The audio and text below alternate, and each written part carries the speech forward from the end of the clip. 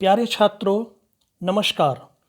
मैं सुजीत कुमार राय, संस्कृत शिक्षक, आपके अपने ही YouTube चैनल संस्कृतानुराग पर आप सबों का स्वागत करता हूं।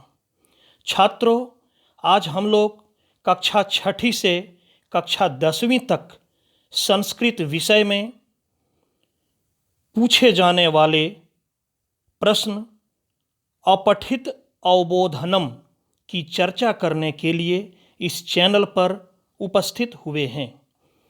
सामान्यतः यह प्रश्न विभिन्न कक्षाओं में 5 से 10 अंकों तक के लिए पूछे जाते हैं। अपठित अवबोधनम का कार्य प्रारंभ करने के पहले मैं यहाँ कुछ महत्वपूर्ण बातों की चर्चा कर देना आवश्यक समझता हूँ।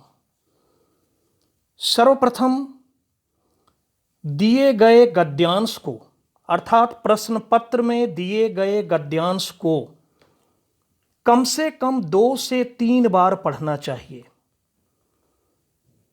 पुनः गद्यांश में दिए गए अव्ययों तथा विभक्तियों का ध्यान रखना आवश्यक है।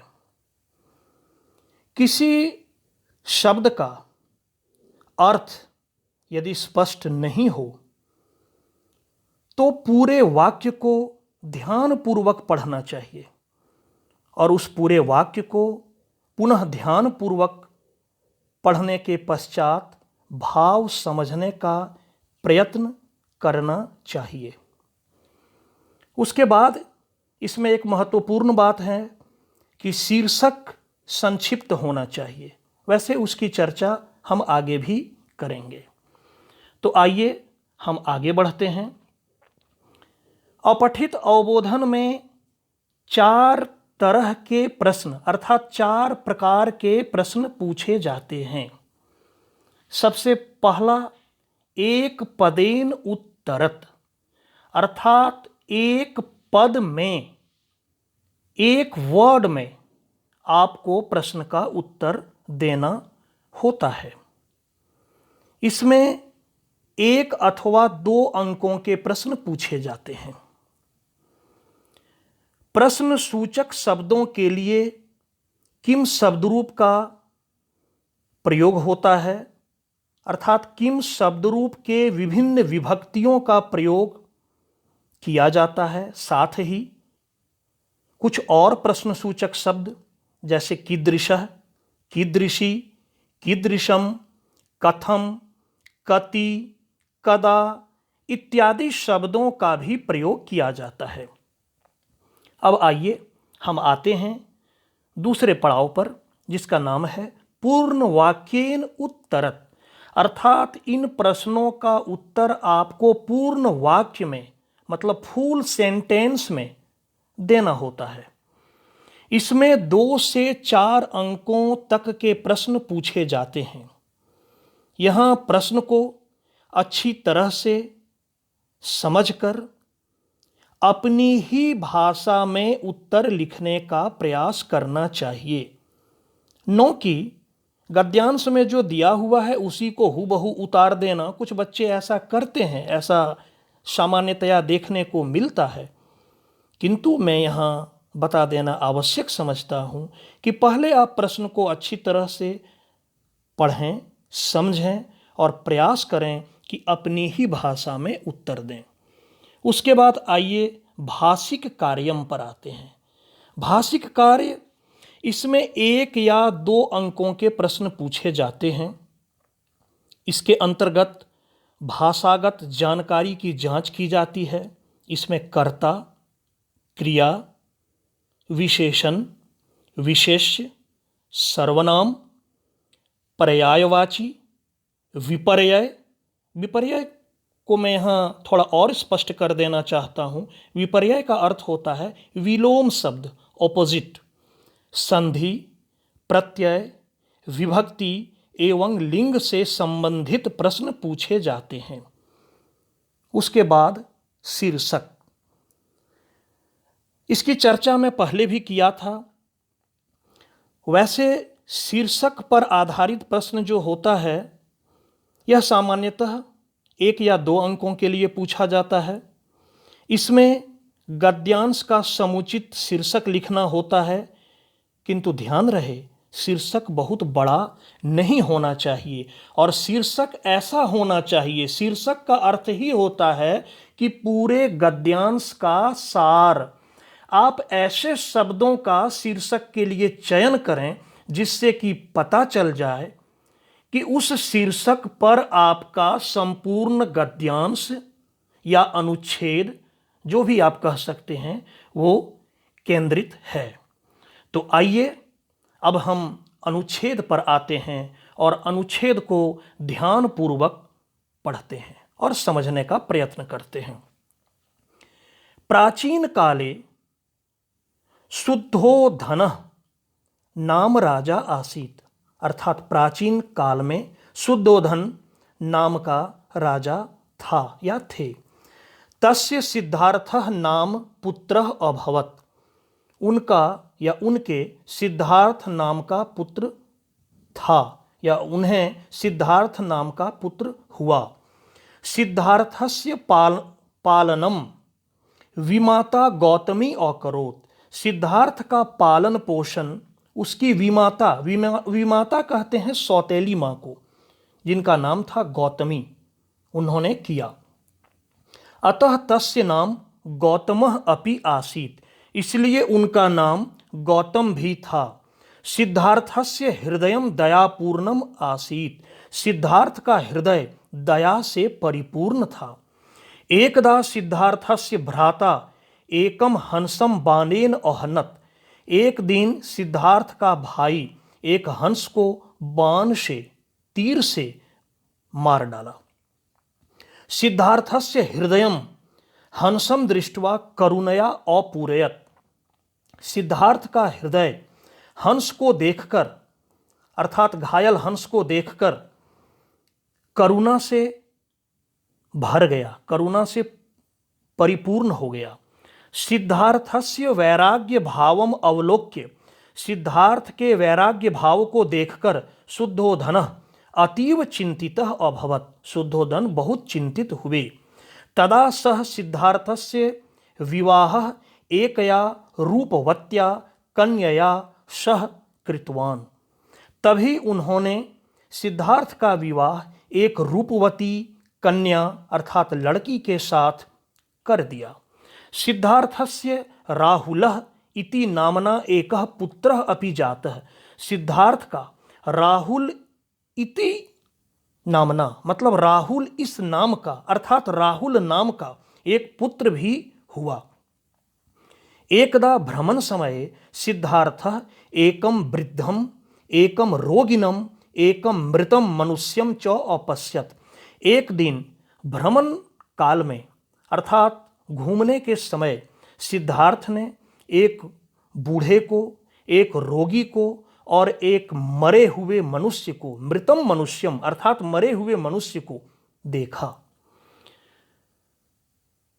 सर्वेषाम एव ईदृशी गति भवति, सबों की ऐसी ही गति होती है।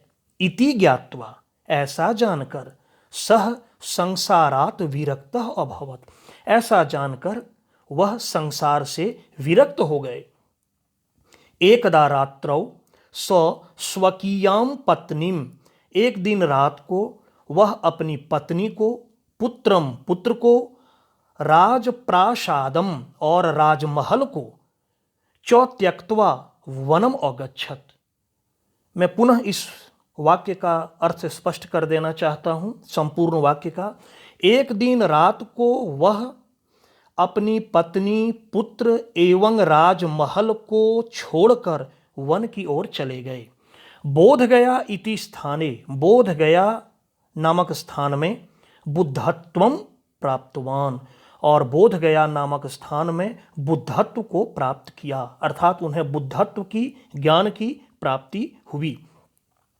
ततः बुद्ध इति नामना प्रसिद्ध अभवत्, उसके बाद उसके पश्चात बुद्ध इस नाम से अर्थात बुद्ध नाम से प्रसिद्ध हुए। सह संसारम अमरतायाः मार्गम अदर्शयत। उन्होंने इस संसार को, संपूर्ण संसार को अमरता का रास्ता दिखलाया। तो गद्यांश को आप अच्छी तरह से समझ लिए। अब आते हैं प्रश्न पर।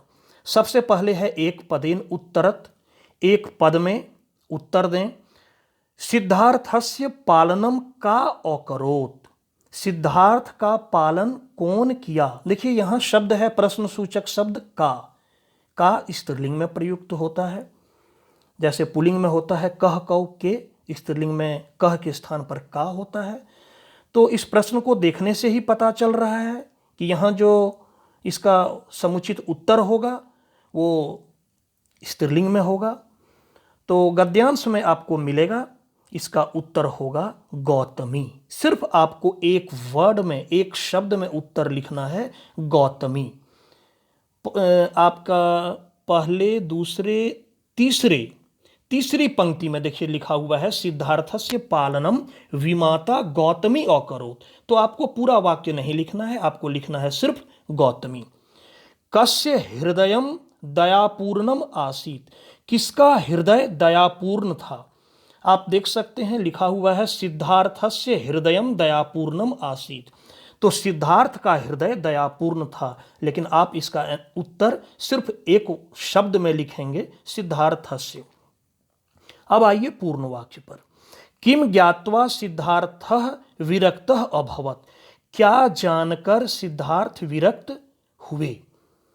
तो सिद्धार्थ ने, गद्यांश में आपने पढ़ा कि सिद्धार्थ ने एक बूढ़े को, एक रोगी को और एक मरे हुए मनुष्य को देखा, और जब जाना कि सबों की यही गति होगी, अर्थात एक दिन सबको बूढ़ा होना है, एक दिन सबको बीमार होना है और एक दिन सबको मरना है, तो इस चीज को जानकर उनका हृदय विरक्त हुआ। तो इसी को आपको संस्कृत में लिखना है कि सिद्धार्थस्य, आप देखिए, पहले मैं देखना चाहता हूं कि ये कहाँ है प्रश्न में। किम ज्ञात्वा, हाँ किम ज्ञात्वा, तो इसका उत्तर होगा कि सिद्धार्थः एकम वृद्धम एकम रोगिनम एकम मृतम मनुष्यम च अपश्यत सर्वेषाम एव ईदृशी गति भवति इति ज्ञात्वा विरक्तः अभवत्। सबों की ऐसी ही गति होगी, यह जानकर विरक्त हुआ। अब आइए भाषिक कार्य पर।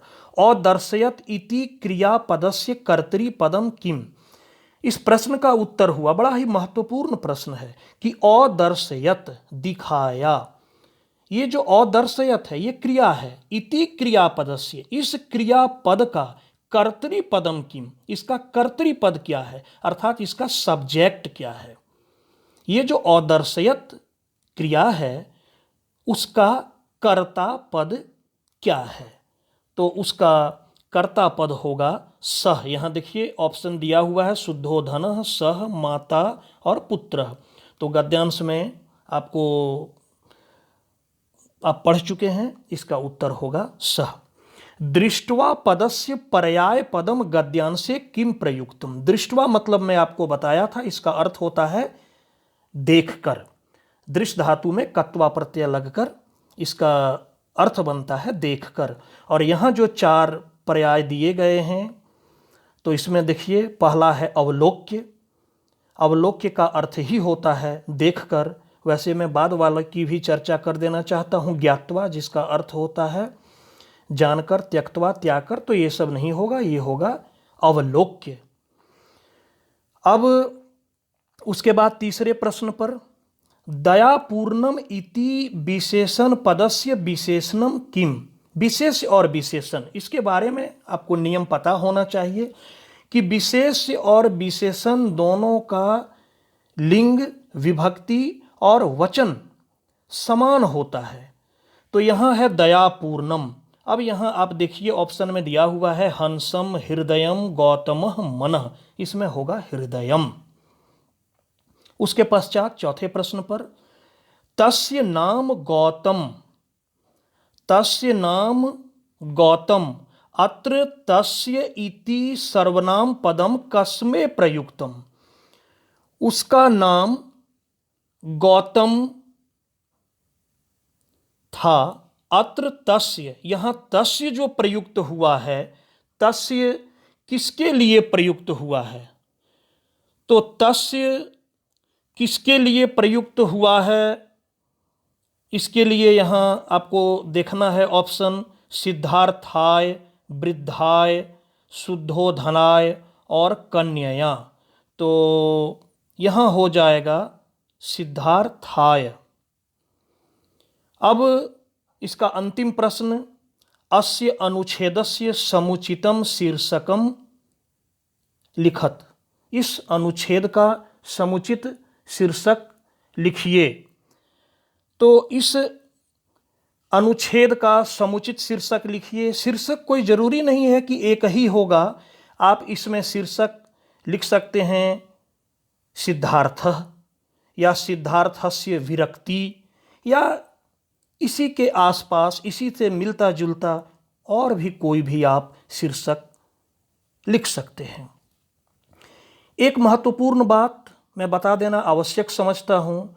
जैसा कि मुझे प्रतीत हो रहा है कि एक प्रश्न मुझसे अभी चर्चा करने के क्रम में ओवरलुक हो गया था, छूट गया था पूर्ण वाक्यन में। पूर्ण वाक्यन का दूसरा प्रश्न मैं उसकी चर्चा कर देना चाहता हूँ। सिद्धार्थः केन नामना प्रसिद्धः अभवत्, अर्थात सिद्धार्थ किस नाम से प्रसिद्ध हुए। हाँ, ये प्रश्न मुझसे छूट गया था, मैं आगे बढ़ गया था। तो इस प्रश्न का मतलब तो आप समझ गए कि सिद्धार्थ किस नाम से प्रसिद्ध हुए। तो इसका उत्तर होगा सिद्धार्थः।